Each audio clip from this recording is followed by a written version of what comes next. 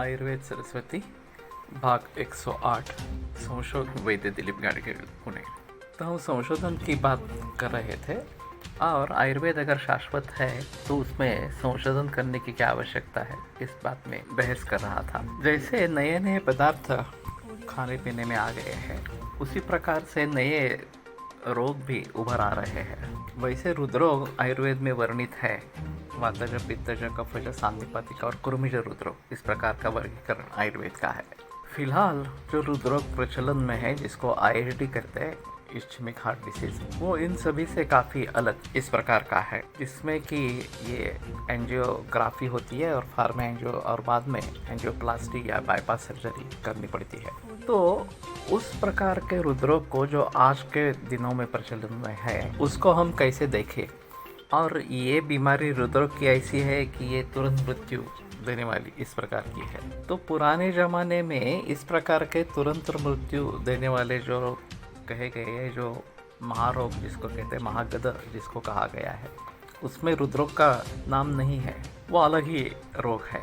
तो आज के ज़माने में हमें महागद की व्याख्या भी बदलनी पड़ेगी और कैंसर, हृदरोग वगैरह को महागद में डालना पड़ेगा। और फिर इनके बारे में आयुर्वेद की दृष्टि से कैसे सोचना है, उनका निदान कैसे करना है और उसके लिए चिकित्सा कैसे करनी है, ये अलगता से सोचना पड़ेगा।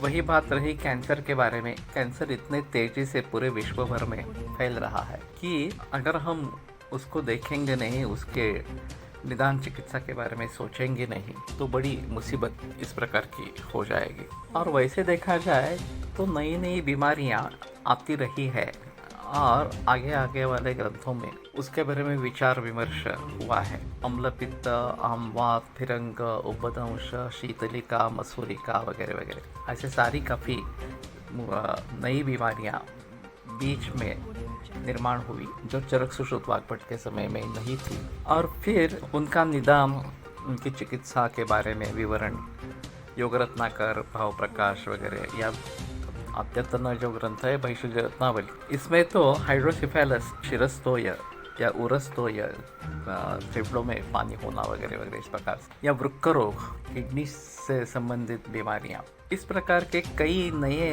रोग बताए गए हैं।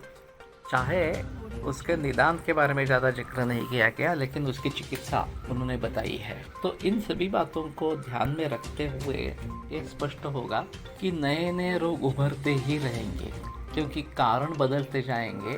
जैसे कि आज की जीवन शैली, आज का खाना पीना, रहन सहन, ये सब बदल चुका है। तो निश्चित रूप से कारण बदलेगा तो कार्य भी बदलेगा, तो उससे उत्पन्न होने वाली बीमारियां भी बदलेगी, अलग स्वरूप की होगी। और उनको आयुर्वेद के मूल शाश्वत तत्वों के आधार पर देखना, उनकी निदान चिकित्सा कर पाना, ये आवश्यकता हर समय होती रहेगी। आज के ज़माने में क्या है, ये अगले 2-400 बरस के बाद या 1000 बरस के बाद, 10,000 बरस के बाद परिस्थिति और अलग होगी।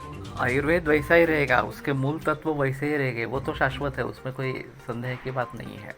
लेकिन अगर स्वस्थ वृत्त या रोग के बारे में जानकारी बदलती रहेगी, तो उस हिसाब से उसको देखना पड़ेगा और उस हिसाब से उसका निदान चिकित्सा, ये सब बातें करनी पड़ेगी। तो इसलिए फिर भी इसमें संशोधन के लिए काफ़ी क्षेत्र है, संशोधन अनिवार्य इस प्रकार का है।